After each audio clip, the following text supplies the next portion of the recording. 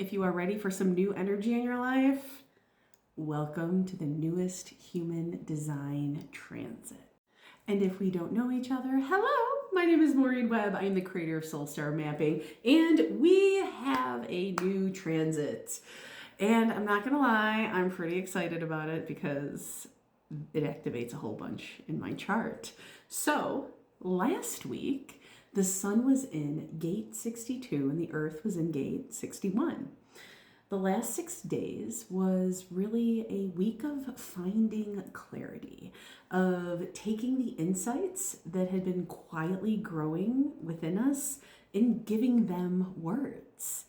We were invited to organize our thoughts, to trust our inner knowing, and to communicate with greater precision. This week, dun dun dun, the story evolves. The sun moves into gate 56, a personal favorite, and the earth moves into gate 60, also a major part of my chart. So if the last week was about finding words, this week is about discovering the story of those words and what it was meant to tell. Gate 56 is often called the gate of the storyteller. It reminds us that our experiences have value. And they don't have value just because they happened.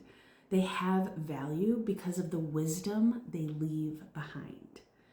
So every challenge, every detour, every unexpected chapter has the potential to become a story that inspires, teaches, or connects us with somebody else. And this is a beautiful energy for teaching, for writing, for creating content, or simply sharing your journey in a way that feels authentic. And then we have gate 60 in our earth. Gate 60 is the gate of acceptance. And at first glance, limitations can feel frustrating. But gate 60 reminds us that limitations aren't always obstacles. Sometimes they're the very structure that allows something meaningful to emerge. And I want you to think about a river, right? Without its banks, the water would simply spread in every direction. It's the boundaries that give it direction.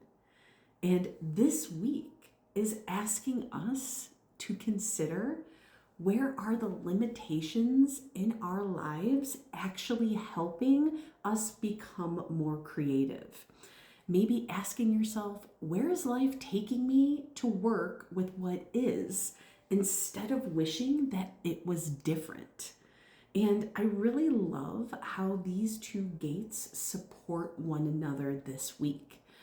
Gate 56 is like, yo, let's share this story.